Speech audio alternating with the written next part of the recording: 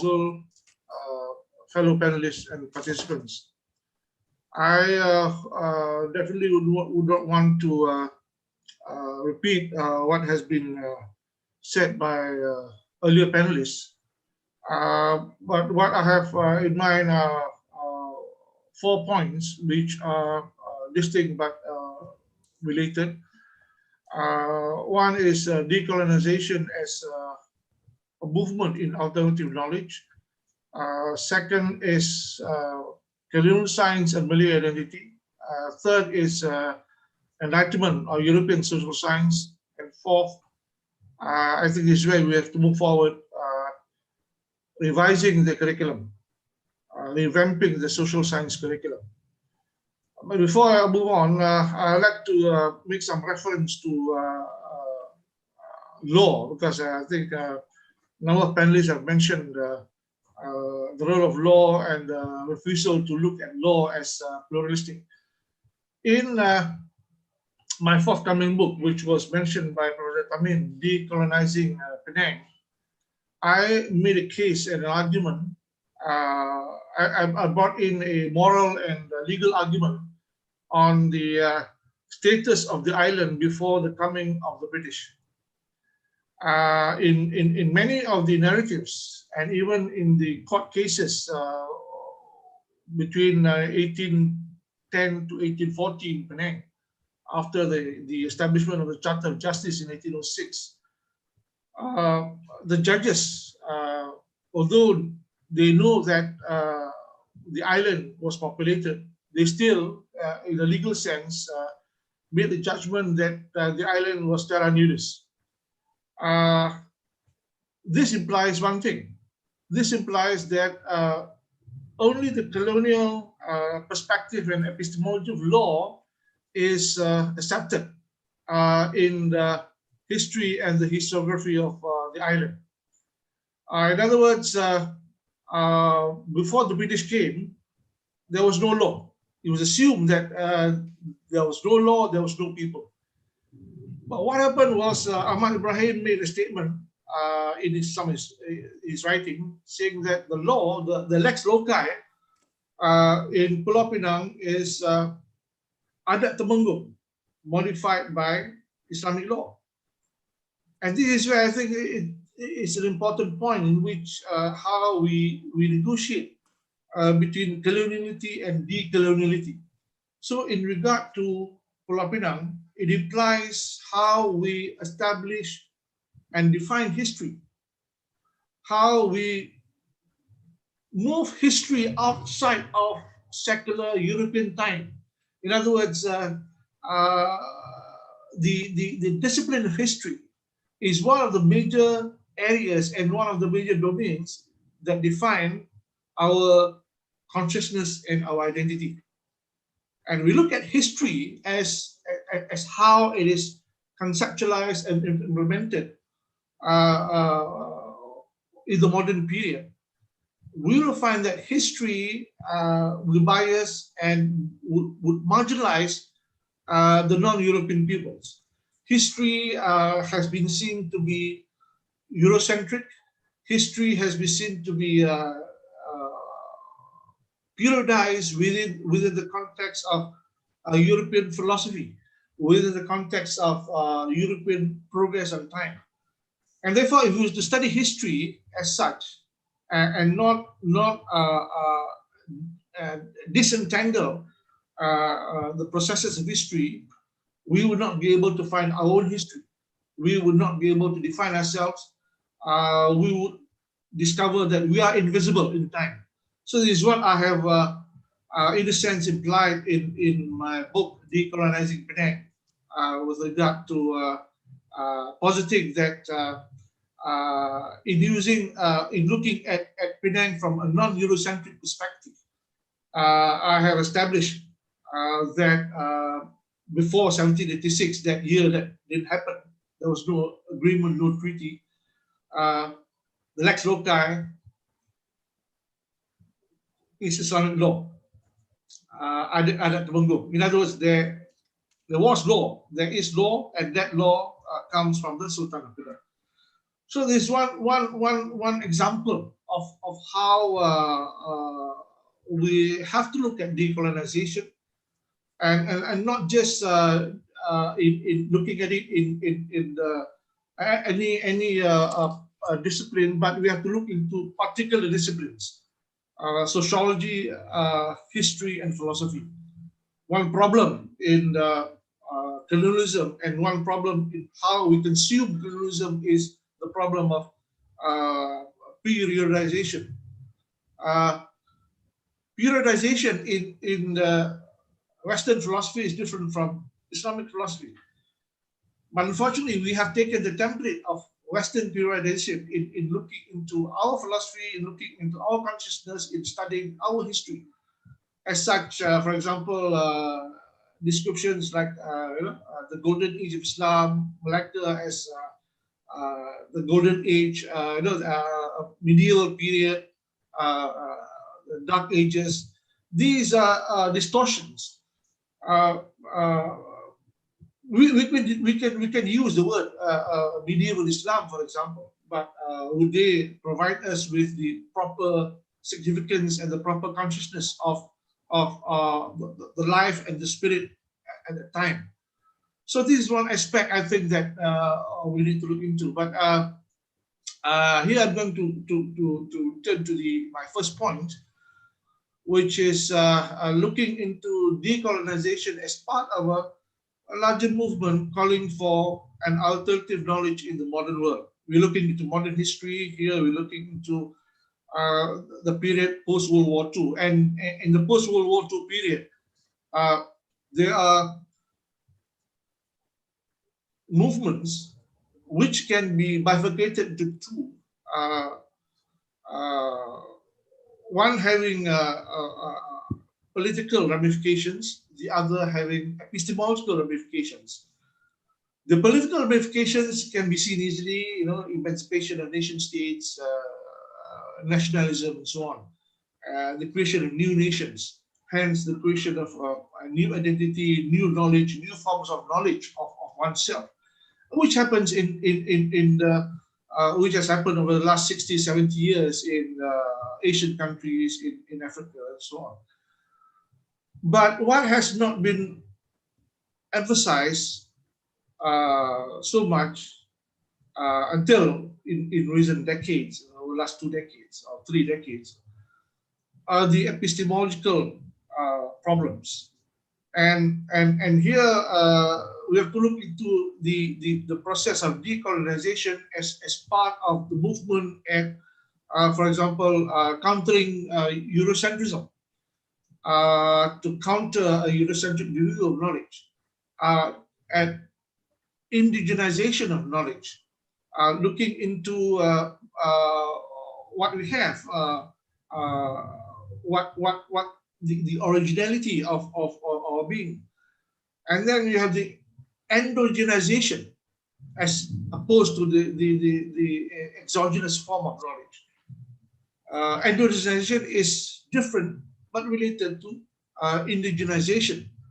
And then we have autonomous social science, which lead Professor Alatas and his son is advocating. We have also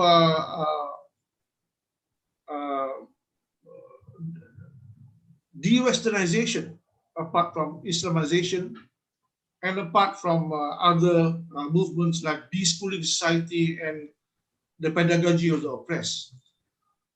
All these are responses toward a dominant or against a dominant knowledge system. Again, when you talk about science, there's not one science, but a number of sciences. There's not one social science, but perhaps a number of social sciences. What we are responding to under the condition of one homogeneous, monolithic social science. And that's why we have to see this process as efforts at creating alternative knowledge. I don't see this in its finality. I see these as processes over the last 60 years or 70 years. And these processes of creating alternative knowledge systems is happening, will happen, and will continue to happen in terms of processes at reconciling. For example, what we are deliberating now between Islamization and decolonization, and de-westernization and indigenization. In Malaysia, for example, there are many strands and many movements. There's a movement toward indigenization of knowledge. This is essentially coming from the Malay-speaking intellectuals, Malay-speaking scholars who have looked into the origins of knowledge within the Malay context, within the Malay cosmology, and this epistemology, this indigenization of knowledge movement is quite contained to those who read and speak Bahasa Melayu. It has not, unfortunately, moved out. Those who talk about Islamization would be mainly those from this university, this community. Those who talk about decolonization would still mainly be from the English-speaking sphere, some from the younger generation, who would want knowledge in the social sciences and in the sciences to move out of the colonial space. What had happened over the decades is that our epistemological space has been invaded by what we call colonial knowledge. When the Europeans came, and here I'm talking about in the 18th, 19th century, they established and they classified, they created categories which can be identified as colonial knowledge. They established Leiden, they established SOAS in 1906 to study and collect information, to collect data about the colonized people. They even divide identities. And this is important to me because being on the wrong side of identity, having a wrong consciousness of who we are, creates a wrong direction of where we're going. And this comes to my second point with regard to how knowledge, colonial science have defined the Malay. We look at over the decades, the Malay in Malaysia believe that the Malays originated from Yunnan. Okay? Although over the last 2 decades, there have been many theories, 2 theories in particular, debunking the first one, and there's also the out of Taiwan theory, the Sundaland theory.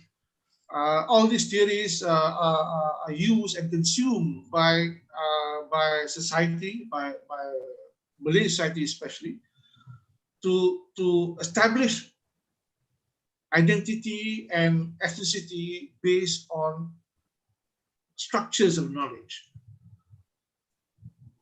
But the belief early on that the Malay was inherit the culture and the ethnicity from Yunnan has been around since early 1900 and is still around now. Many believe that the Malays come from Yunnan. Now, this is a result of colonial science. Robert Heinz Gulden, a member of the Vienna Circle, who developed this hypothesis in the late 1800 and early 1900, to say that based on the ages, the existence of X, he made this empirical conclusion because of the existence of the similar artifact in the peninsula, and the existence is similar to the ones in Yunnan. Therefore, the Malays must have come from Yunnan. And this has created a long time belief until now. This is the work of colonial science, and colonial science has been instrumental in much of how they determine how the non-Europeans, how the colonized believe in who they are and their consciousness. My third point is what has been mentioned, but I'd like to mention this, that the social science that we are consuming now is derived from the problem of Europe, the problem of modern Europe in this 1700, from the Renaissance, the Reformation, and the Enlightenment. It is the child of the European Enlightenment. It is unfortunately a distinct form of thought. Unfortunate for us, because it is developed as a distinct form of thought, social science, and in particular sociology, about modern society. Now, we're not saying that we are not modern, but still we have to interrogate and we have to define what modernity is and how it came to Malaya, for example, how it came to the Malay world. And quite surprising to many, it should not be actually, that modernity, apart from coming through the vehicle of colonialism, also came from Cairo, which was a seat of both Islamic learning and the seat of, or rather the congregation of European colonial culture, the Cairene culture that was brought in to Malaysia and parts of Indonesia through the kaum muda. So again, it is a distinct form of modern thought developed in the centers in Paris, London, Edinburgh, and Amsterdam in the 18th century, upheld by the modern French philosophers, rooted in the 16th, 17th centuries, Hobbes, Bacon, and Locke, structured in the idea of men as autonomous, men as a center of the universe, and contextualized in the problems of a secularized Europe at the time. And it found its most effective expression in the 18th century. So the basis for this would be science and freedom vis-a-vis human nature. And here I give you some of the features that have been embedded in the Enlightenment social science. And what we have now is essentially that. Over the last 50 years, we have not tinkered with the corpus that we have. Now, what are these features? One of which is reason, the primacy of reason. In the primacy of reason is primarily European, not non-European cultures and rationality. Second is empiricism, based on empirical facts. Now, as social scientists and as scholars, we have to know that facts are also invented. Before the 16th century, facts was not categorized as a fact, but facts as a category is a modern invention.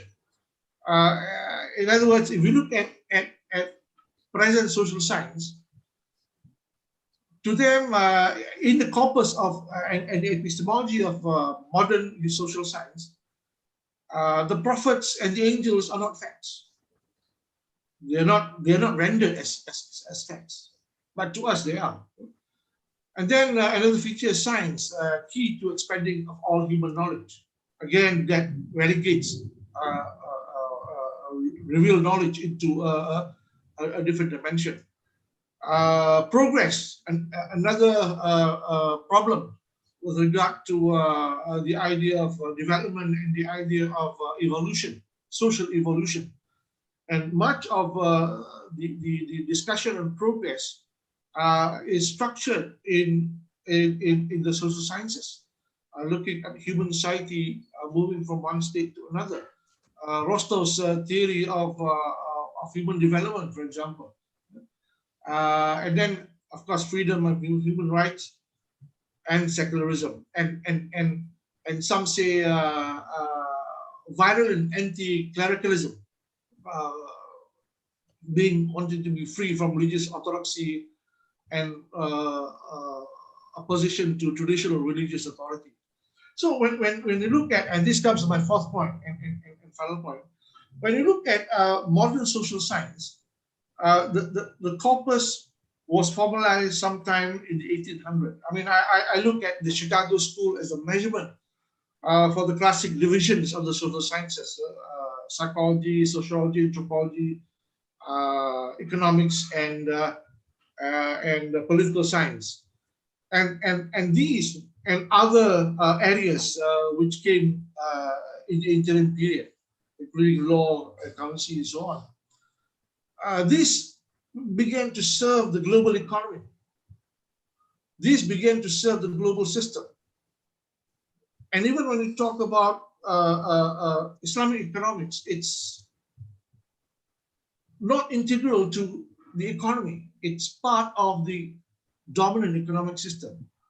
So how do we do it? I think that one of the things that we have to do is to look into the social science curriculum.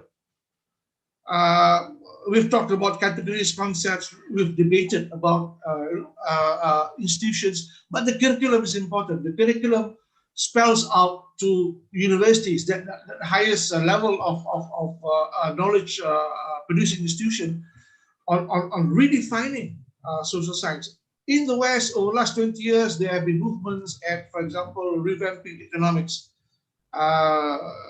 They do it for a different reason compared to us. They do it because they were against crash capitalism, and the problem of the environment, the problem of suppression, the problem of injustice. But we do it for other reasons. So again, the principal areas, especially sociology, as the mother or the queen of the social sciences, and here, for example, of course, people may think of Ibn Khaldun. One thing that we have to be conscious that Ibn Khaldun is not a proto-sociologist. Ibn Khaldun is a modern sociologist. In other words, we have to factor Ibn Khaldun as a sociologist, as one of the earliest modern sociologists, and not Henry Saint-Simon, Voltaire, and other French philosophers. So if you relegate scholars in the Muslim realm as proto-scholars in the area, then we will not do justice to the sciences that they are studying in. So figures like Ibn Khaldun, Al-Farabi, and Al-Biruni, again, we will not put them neatly into the specific disciplines of sociology and anthropology. I don't like to do that. I think that again, territoriality is a function that is dysfunctional in many ways. So we have to start. Our scholars have to after 50 years of social science, the epistemology, the corpus, and the value, and on top of that, we are consuming a value-free social science, which is antithetical to our being. I think we need to restructure the social sciences.